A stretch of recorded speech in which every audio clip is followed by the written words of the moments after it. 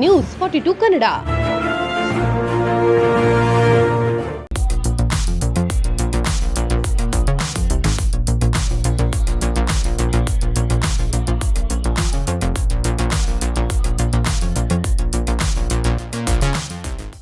ಇಡೀ ವಿಶ್ವದಾದ್ಯಂತ ಇವತ್ತು ಆಚರಣೆಯನ್ನು ಮಾಡ್ತಾ ಇದ್ದೀವಿ. ಪ್ರಪಂಚದ ಮೂಲೆ ಮೂಲೆಯಲ್ಲಿ, ಎಲ್ಲ ದೇಶದ ಮೂಲೆ ಮೂಲೆಯಲ್ಲೂ ಕೂಡ ಭಾಳ ಭಕ್ತಿಯಿಂದ ತ್ಯಾಗ ಬಲಿದಾನದ ಒಂದು ಹಬ್ಬ ಇದು.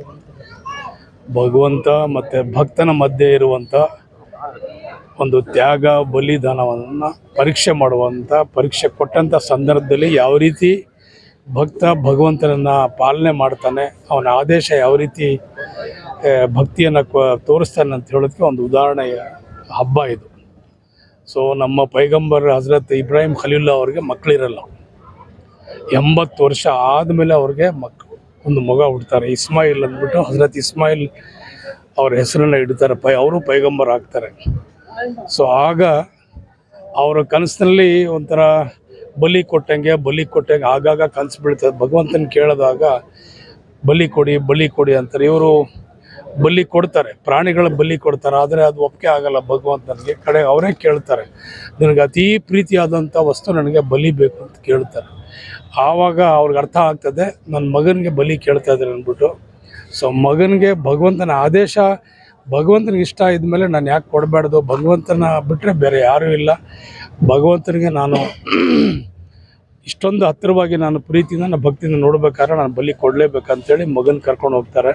ಸೊ ಅವರ ಬಲಿದಾನಕ್ಕೆ ಮೆಚ್ಚಿ, ಅವರ ಭಕ್ತಿಗೆ ಮೆಚ್ಚಿ ಭಗವಂತನೇ ಸ್ವರ್ಗದಿಂದ ಒಂದು ಟಗರನ್ನು ಕಳಿಸ್ತಾನೆ. ಆ ಸಂದರ್ಭದಲ್ಲಿ ಆ ಪ್ರಾಣದ ಬದಲಾಗಿ ಈ ಪ್ರಾಣವನ್ನು ತ್ಯಾಗ ಮಾಡಿ ಅವರು ಒಂದು ಉದಾಹರಣೆ ಪ್ರಪಂಚಕ್ಕೆ ಲೋಕಾರ್ಪಣೆ ಮಾಡ್ತಾರೆ. ಸೊ ಅದನ್ನೇ ನಾವೆಲ್ಲರೂ ಕೂಡ ಇವತ್ತು ಇಡೀ ಪ್ರಪಂಚಾದ್ಯಂತ, ಪ್ರಪಂಚ ಹುಟ್ಟುತ್ತಾವಿಂದ ಹಿಡಿದು ಪ್ರಪಂಚದ ಕೊನೆಯವರೆಗೂ ಕೂಡ ನಾವು ಪಾಲನೆ ಮಾಡುವಂಥ ಒಂದು ತ್ಯಾಗ ಬಲಿದಾನದ, ಭಗವಂತ ಭಕ್ತನ ಮಧ್ಯೆ ಇರುವಂಥ ಭಕ್ತಿ ಯಾವ ರೀತಿ ಇರ್ತದೆ ಅನ್ನೋದಕ್ಕೆ ಒಂದು ಉದಾಹರಣೆ ಹಬ್ಬ ಆಯಿತು. RCBನಲ್ಲಿ ಏನು ಮೃತಪಟ್ಟಿದ್ದಾರೆ ಅವರಿಗೆ ಧರ್ಮಗುರುಗಳು ಕೂಡ ಇವತ್ತು ಬಕ್ರೀದ್ ಹಬ್ಬದ ದಿನದಂದು ವಿಶೇಷವಾದಂಥ ಪ್ರಾರ್ಥನೆಯನ್ನು ಹಲವು ಕಡೆಗಳಲ್ಲಿ ಸಲ್ಲಿಸಿದ್ದಾರೆ ಸರ್. ನಾವು ಕೂಡ ಎಲ್ಲ ಮಸೀದಿಲ್ಲೂ ಕೂಡ ನಾವು ಕೂಡ